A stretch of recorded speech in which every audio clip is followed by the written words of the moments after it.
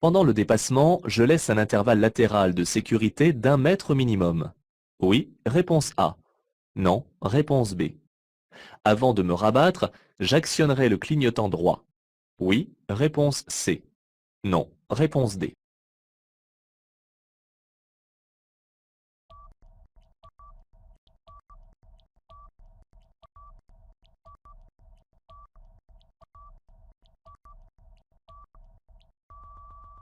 Pendant le dépassement de ce cycliste, je dois laisser un intervalle latéral de sécurité d'1 m 50 au minimum, puisque je circule hors agglomération. En règle générale, lorsque je circule sur une chaussée à double sens de circulation, je ne suis pas toujours obligé d'actionner le clignotant droit après un dépassement. Cependant, je prends l'habitude de le faire systématiquement afin d'informer les autres de mes intentions et de ne pas l'oublier le jour où il faudra vraiment l'utiliser.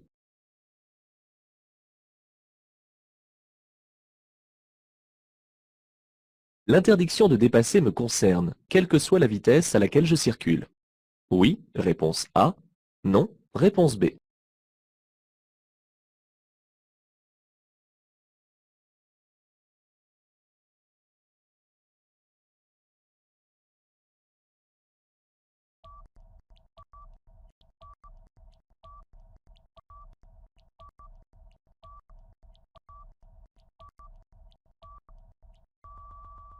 Ces deux panneaux de prescription sont indépendants.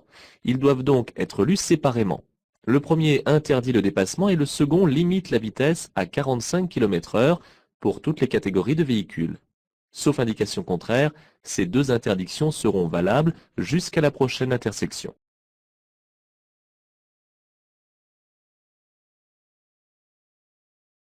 Je vais croiser un convoi exceptionnel. Oui, réponse A. Non, réponse B. J'imite l'usager qui avance devant moi. Oui, réponse C. Non, réponse D.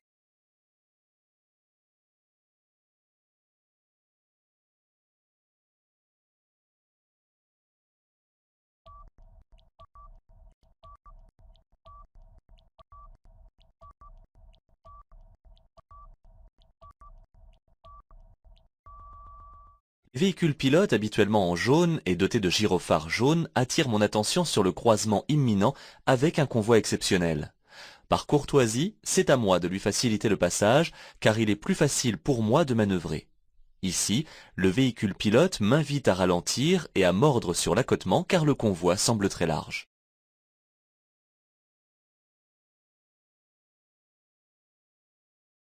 Pour prendre la deuxième sortie en direction d'Angers, je termine le dépassement en cours. Réponse A.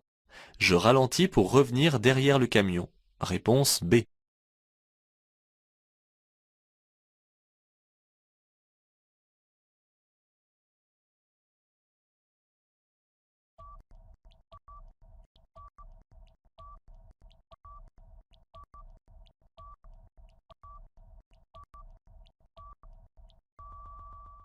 Le panneau indique les directions à 2000 mètres d'ici. Cela me laisse largement le temps de terminer le dépassement de ce camion. Je n'accélère pas plus et je reviendrai tranquillement à droite.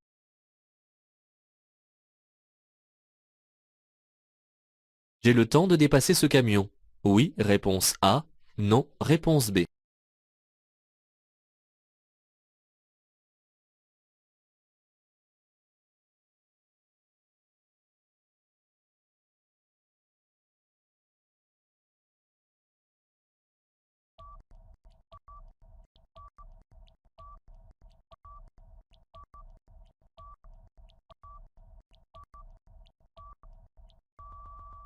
Il me suffit de quelques 200 mètres pour dépasser ce premier camion. La signalisation m'annonçant la fin de la portion à chaussée séparée à 600 mètres me laisse le temps d'effectuer tranquillement ce dépassement.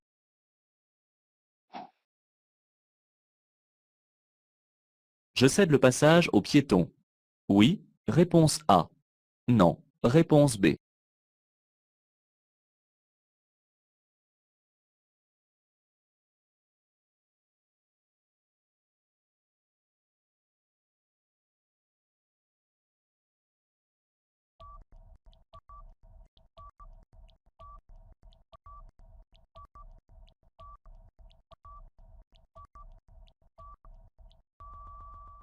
Ici, ce piéton attend manifestement sur le bord du trottoir, car il préfère apparemment attendre que la circulation soit nulle pour prendre sa décision de traverser. Je place tout de même le pied devant le frein, car je suis suivi de près.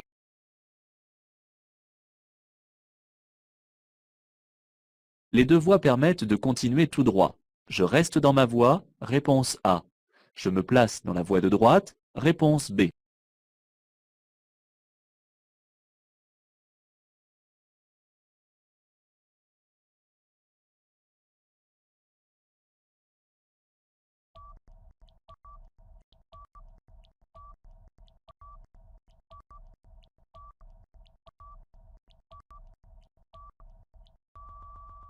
En circulation normale, lorsque deux voies permettent d'aller dans une même direction, je dois me placer dans la voie la plus à droite.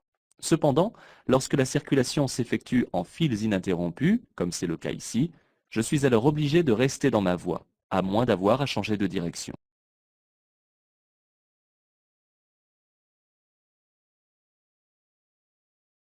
Je suis bien placé pour prendre la direction de Lyon. Oui, réponse A. Non, réponse B. Prendre la direction de Béziers Centre. Oui, réponse C. Non, réponse D.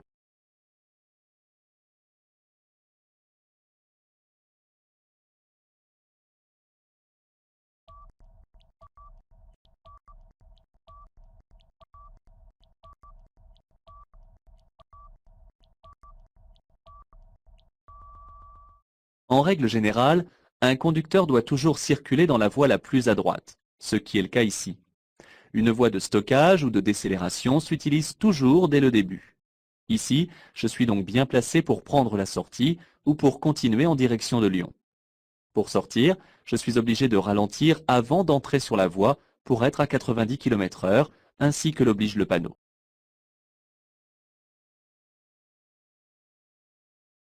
Je pourrais m'insérer sur cet axe à 70 km/h. Réponse A. À 110 km/h. Réponse B. À 130 km/h. Réponse C.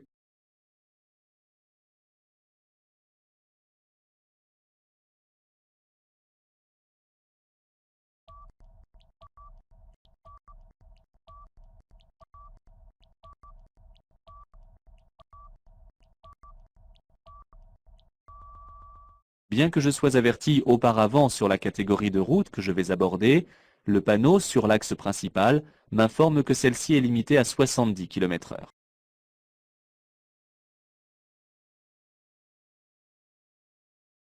Pour me rendre au centre-ville, je vais me placer ici, sur la voie de gauche. Réponse A. Sur la voie de droite. Réponse B.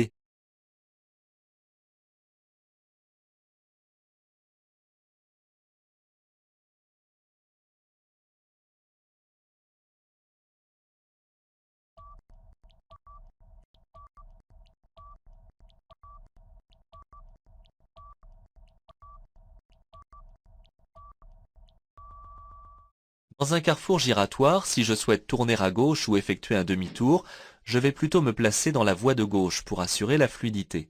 Le panneau, à fond blanc, indique que la direction du centre-ville se situe à gauche. Je vais donc serrer à gauche dans le carrefour. Cela m'oblige à choisir dès maintenant la bonne voie en me plaçant dans celle de gauche. Pour me diriger vers cette aire de repos, je m'engage sur la voie à 130 km/h. Réponse A. À 90 km/h. Réponse B.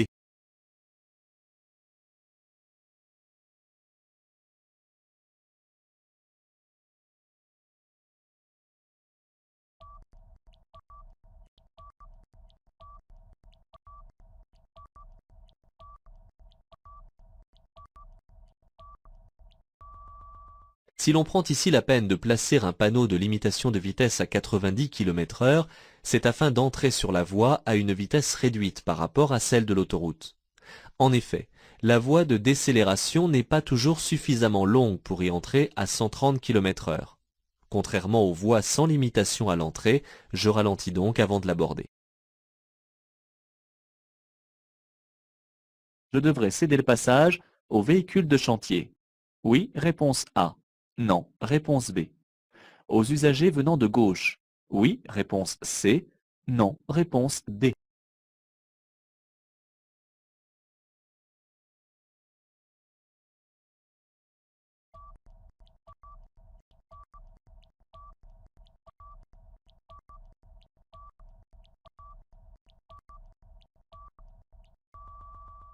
Ce panneau m'annonce un carrefour giratoire. Lorsque j'arriverai à cette intersection, je trouverai un panneau de céder le passage. Les véhicules de chantier ne bénéficient d'aucune dérogation et doivent se soumettre à la réglementation routière. Je dois tout de même rester attentif lorsqu'ils manœuvrent sur le lieu de chantier. Je dois céder le passage à la voiture de droite. Oui, réponse A. Non, réponse B. Je peux ralentir pour lui faciliter son insertion. Oui, réponse C. Non, réponse D.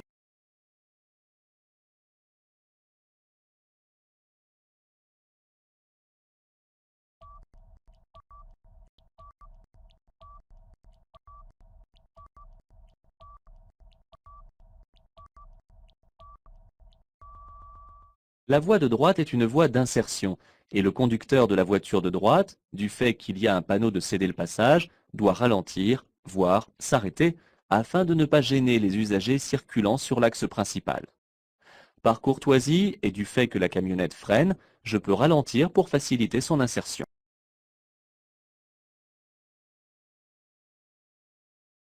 Je circule actuellement sur une route à caractère prioritaire. Oui, réponse A. Non, réponse B.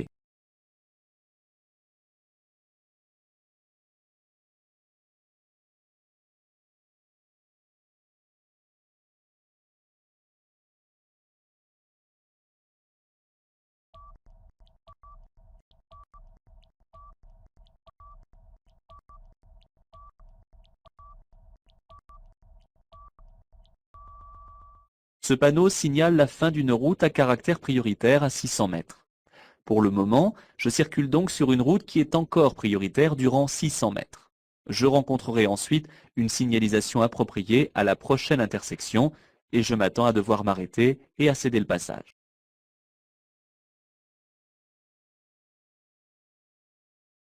Cet usager circule un peu moins vite que moi. Je sors derrière lui. Réponse A. Devant lui. Réponse B.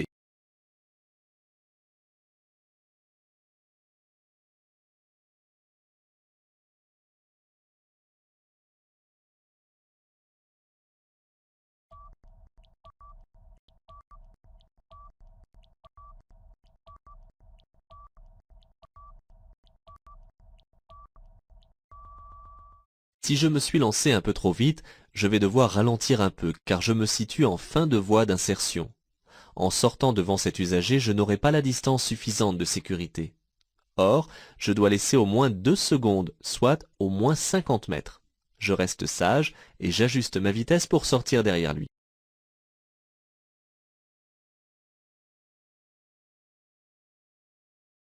Le double sens de circulation commence à 50 mètres. Oui, réponse A. Non, réponse B.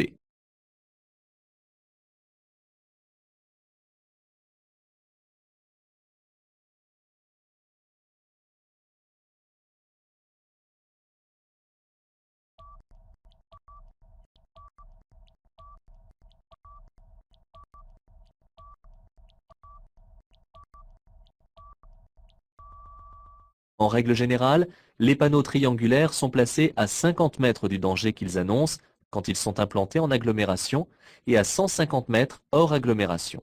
Il existe cependant une exception. En effet, le panneau annonçant un double sens de circulation est placé immédiatement à l'endroit du danger. Le double sens de circulation commence donc à l'entrée de cette rue à partir du panneau. Ces silhouettes implantées dans certains départements m'indiquent que l'endroit est fréquenté par des piétons. Oui, réponse A. Non, réponse B. Que l'endroit a été le théâtre d'un accident mortel de la route. Oui, réponse C. Non, réponse D.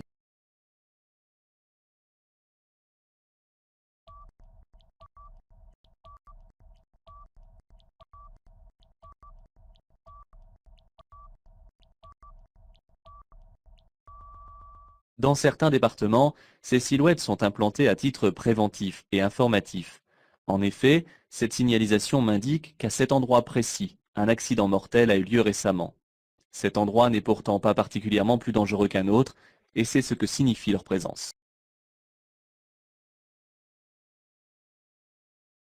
Je suis concerné par ce panneau de signalisation. Oui, réponse A. Non, réponse B.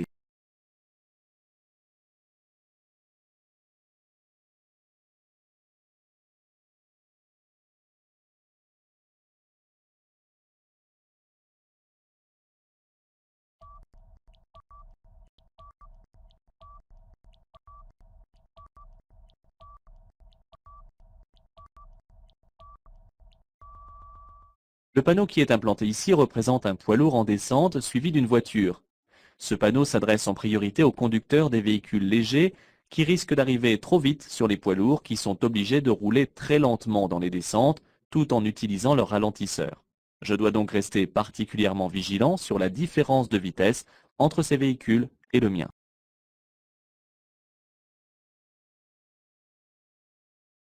La signalisation annonce que la largeur de la route va être réduite à 7 mètres. Oui, réponse A.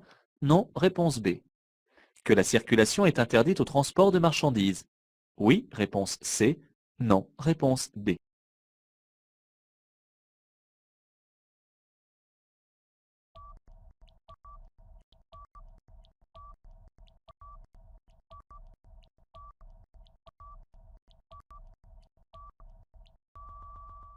Sur le panonceau lié au panneau de danger, je lis une cote 7 mètres en largeur.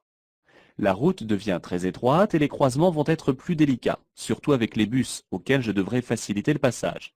C'est pour cette raison que la circulation des véhicules de plus de 3 tonnes 5 est interdite dans mon sens. Cette interdiction ne me concerne pas si je suis au volant d'une fourgonnette ou d'une camionnette.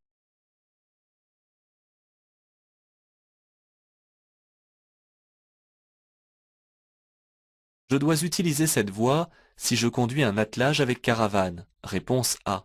Si mon véhicule est une autocaravane. Réponse B. Si je n'atteins pas la vitesse de 60 km/h. Réponse C. Après avoir dépassé un poids lourd. Réponse D.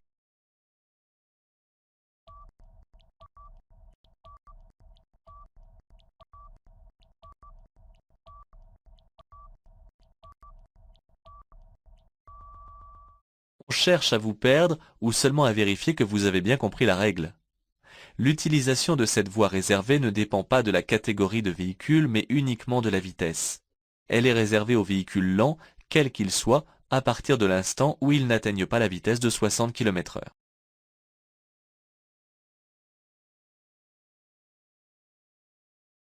La voie de détresse est réservée aux poids lourds. Oui, réponse A. Non, réponse B.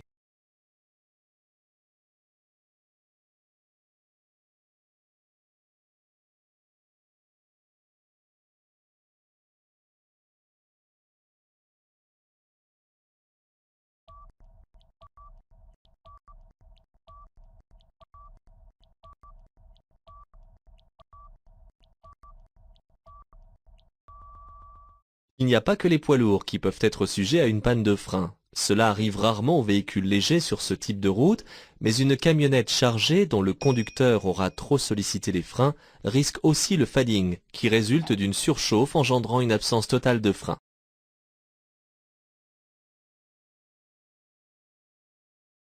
Pour stationner, je peux me placer derrière la voiture blanche. Oui, réponse A. Non, réponse B. J'enclenche une vitesse. Oui, réponse C. Non, réponse D.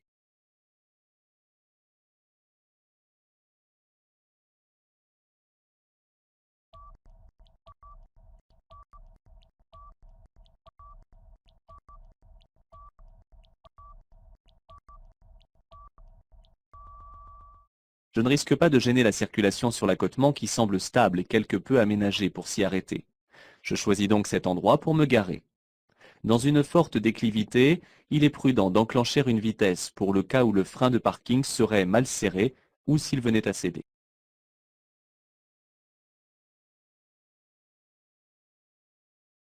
La signalisation au sol m'annonce une interdiction de s'arrêter uniquement. Réponse A. De stationner uniquement. Réponse B. De s'arrêter et de stationner. Réponse C.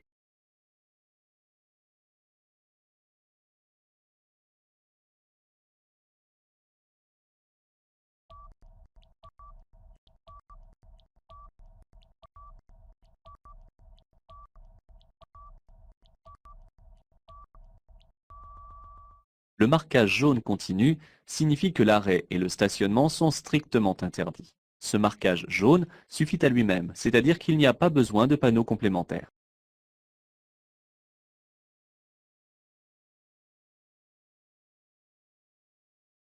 Si je stationne sur cette piste cyclable, je risque une contravention de deuxième classe, réponse A, de quatrième classe, réponse B.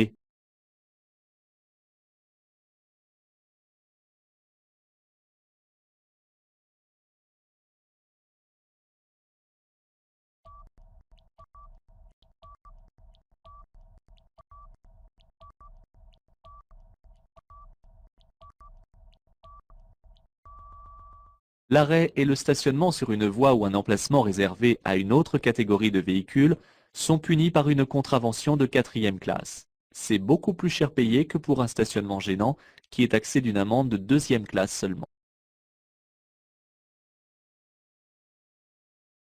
Ce panneau prend fin à la prochaine intersection. Oui, réponse A. Non, réponse B. Un panneau de fin de stationnement interdit. Oui, réponse C. Non, réponse D.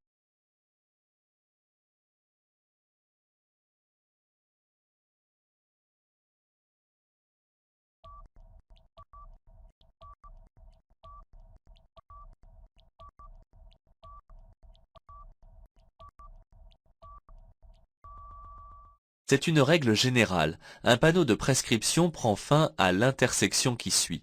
Il sera donc éventuellement répété après l'intersection. Il n'existe pas de panneau de fin d'interdiction de stationner, hormis celui de fin de zone. Ce n'est pas ici l'entrée d'une zone, donc pas de panneau pour mettre fin à cette interdiction.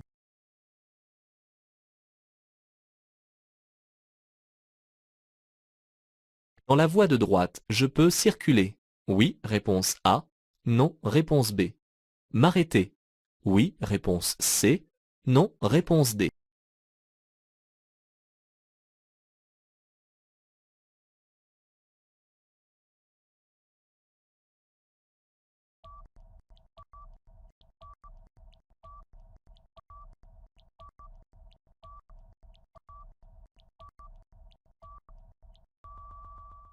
Cette voie à droite est réservée certainement aux bus. Cela se remarque par la largeur des traits qui en général mesure 2 fois celle de la ligne médiane. La circulation des autres usagers y est interdite, ainsi que l'arrêt et le stationnement. L'amende est très élevée.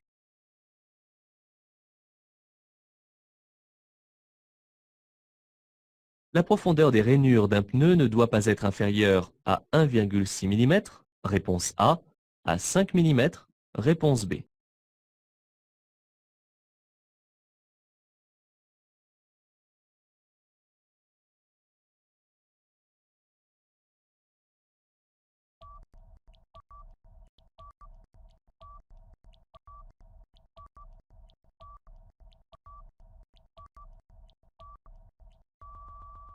« 1,6 mm est la cote d'usure limite pour un pneu. Lorsque les sculptures ne laissent plus que cette profondeur dans le creux, il faut changer le pneu. La cote de 5 mm correspond à la différence d'usure maximale entre deux pneus du même essieu.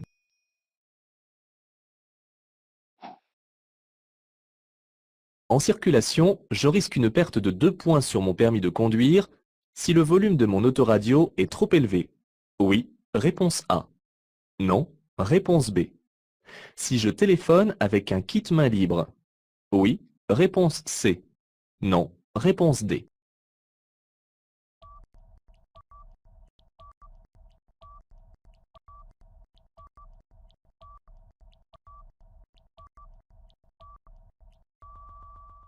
Je risque une perte de 2 points sur mon permis de conduire si j'utilise mon téléphone portable alors que je conduis.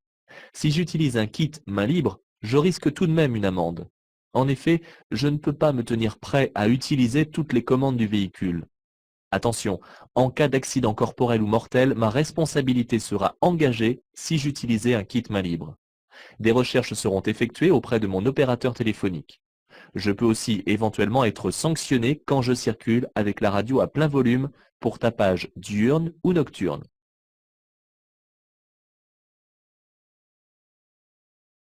Je peux rouler sans feu. Réponse A.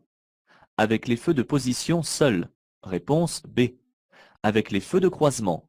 Réponse C.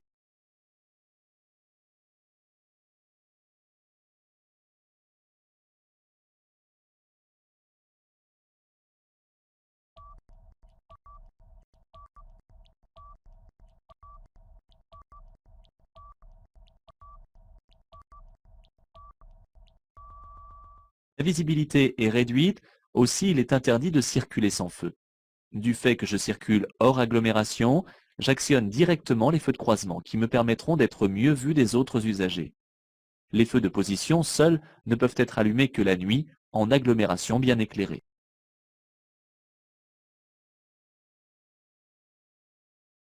Le stationnement irrégulier sur une place pour handicapés peut entraîner une amende de quatrième classe. Réponse A. Une mise en fourrière du véhicule. Réponse B. Un retrait de 2 points sur le permis de conduire. Réponse C.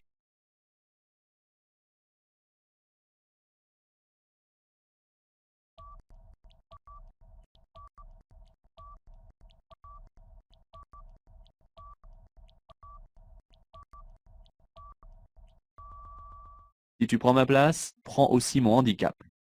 Le stationnement irrégulier sur un emplacement réservé aux handicapés peut entraîner une amende de quatrième classe et une mise en fourrière du véhicule.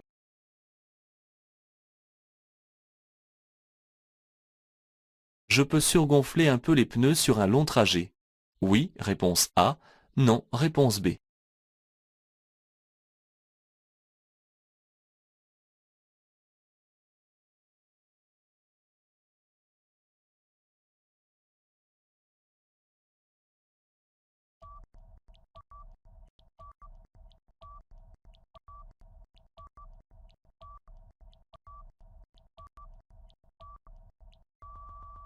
Tous les manufacturiers recommandent d'augmenter les pressions de pneumatiques lors d'un long trajet ou lorsque le véhicule est chargé. Les préconisations sont spécifiées sur l'étiquette traditionnellement collée à l'intérieur de la porte avant et sur le livret d'utilisation du véhicule.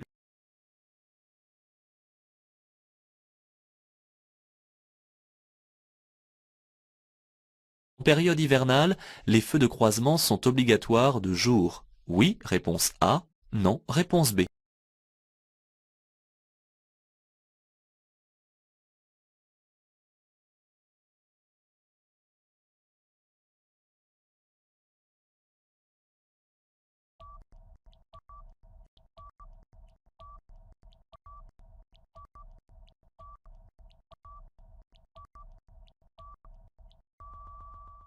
De jour et quelle que soit l'époque de l'année, les feux de croisement ne sont pas obligatoires, mais il peut être utile de les allumer, surtout en période hivernale, lorsque les conditions de visibilité et d'éclairement ne sont pas bons. C'est même souvent nécessaire.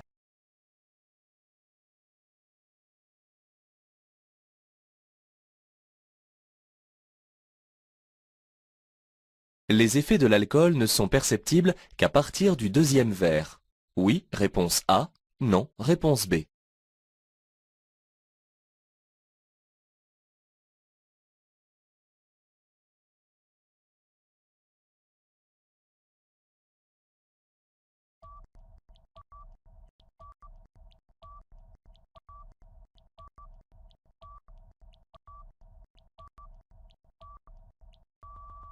Dès le premier verre, les effets de l'alcool peuvent être lourds de conséquences. La perception visuelle peut être altérée et la capacité de réaction diminuée. Même avec un taux d'alcoolémie ne dépassant pas 0,10 à 0,15 mg par litre d'air expiré, il est dangereux de conduire.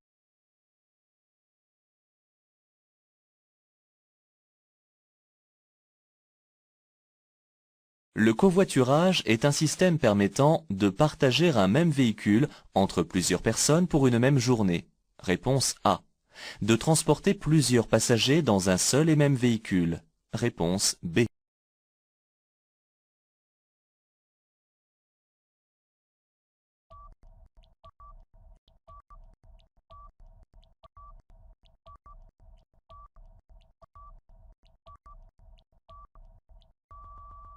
En optimisant le nombre de passagers à l'intérieur d'un véhicule, on lutte plus efficacement contre la pollution. Il est en effet plus logique de remplir au maximum les véhicules en déplacement plutôt que d'augmenter les véhicules par une utilisation individuelle.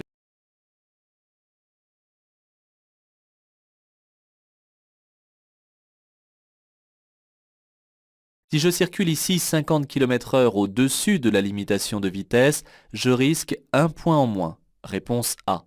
3 points en moins. Réponse B. 4 points en moins. Réponse C. 6 points en moins. Réponse D.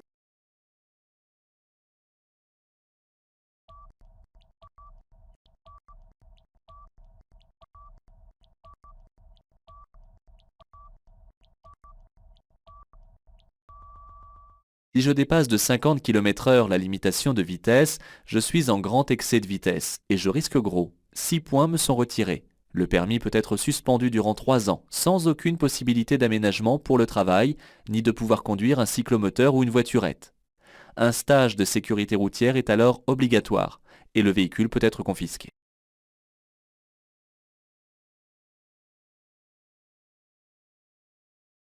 Je souhaite dépasser cette autocaravane. Je suis à bonne distance. Oui, réponse A. Non, réponse B. Je peux m'approcher plus pour mieux manœuvrer ensuite. Oui, réponse C. Non, réponse D.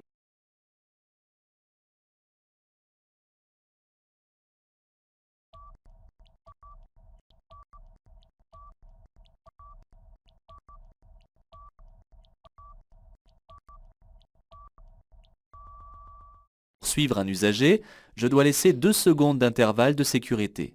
Je suis ici beaucoup trop près même si j'envisage de dépasser bientôt ce véhicule. Dans cette situation, j'accélère. Réponse A. Je garde la même allure. Réponse B.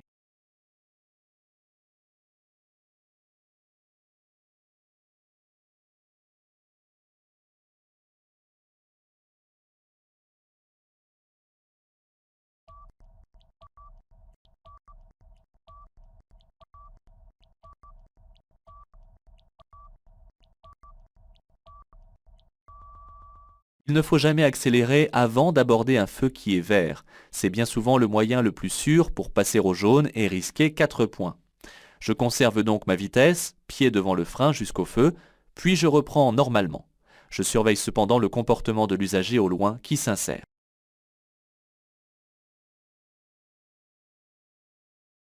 Je tourne à gauche à l'intersection. Je céderai le passage aux usagers venant en face. Oui, réponse A. Non, réponse B.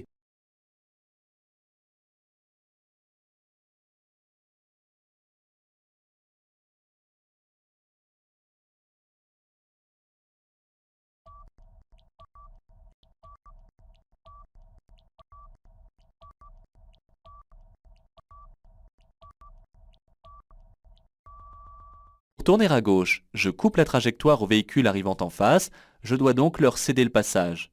Je tournerai à gauche après que ces deux véhicules soient passés. La prochaine aire de repos se situe environ à 10 km. Réponse A.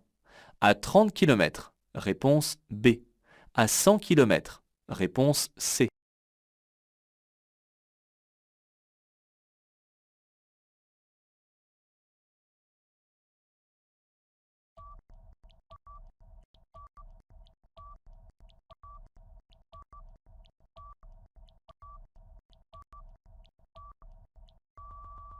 Afin de ne pas trop espacer les pauses et offrir aux utilisateurs de l'autoroute des aires de tranquillité sans trop agglutiner les usagers, on peut choisir de s'arrêter tous les 30 km environ, soit un arrêt possible toutes les 10 minutes.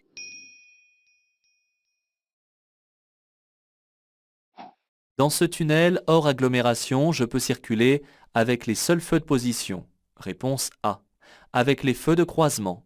Réponse B. Avec les feux de route. Réponse C.